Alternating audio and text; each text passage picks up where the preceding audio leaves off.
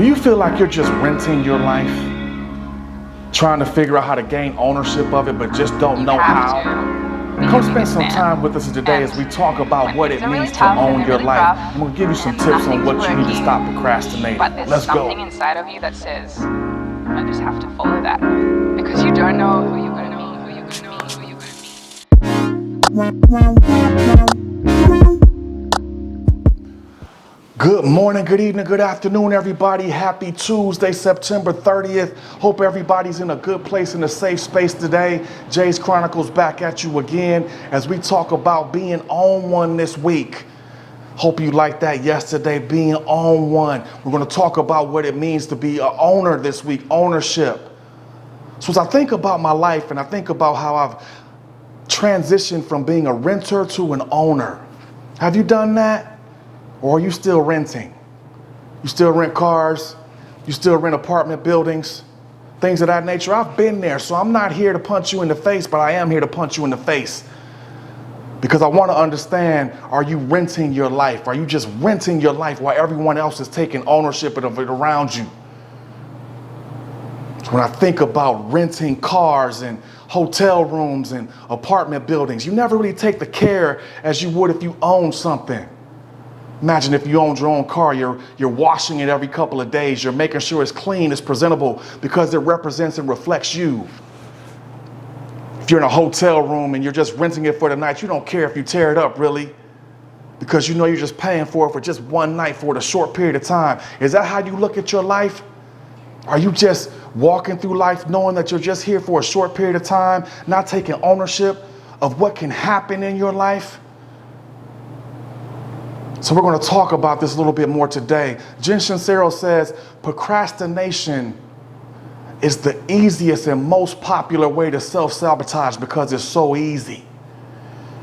And I equate procrastination to being a renter because you're just renting your life. And there's three areas of procrastination that renters fall into. They make excuses for everything. They always have something else to do. They never have enough time, or I just got something else to do that's more important. Or they blame everyone around them for their inability to really take control and ownership of their life.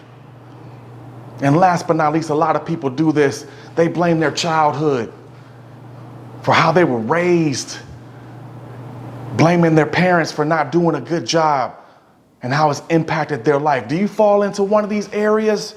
There's a lot of people that do, and they never let it go. So they just keep renting life while everybody else is owning it. When you take ownership of your life, that's when you take that extra level of care to make sure that the things that you're focused on are going to happen for you. You're not just going to dip your toe in the pool. You're going to jump face in. You're going to dive right in. I think about my time here in Chicago. I've been renting for the last 3 years. Love this building. I'm in it now.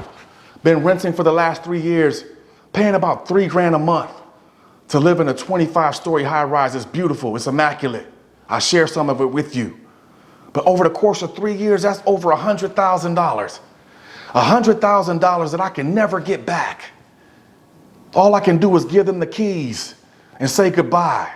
And thank God I'm saying goodbye in 6 weeks as I walk into my new level of ownership here in Chicagoland.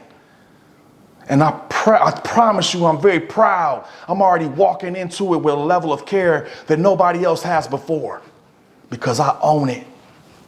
Execumass, I'm owning it. Everything that I'm doing right now, I'm owning it. I jump face in, I'm jumping full force because I'm never going back to renting my life in corporate America.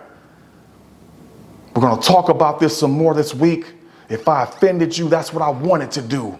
I want you to get comfortable with being uncomfortable and get off the damn couch. I hope you enjoyed today enough to like it, enough to subscribe. Get you some. I'll see you tomorrow, everybody. Take care.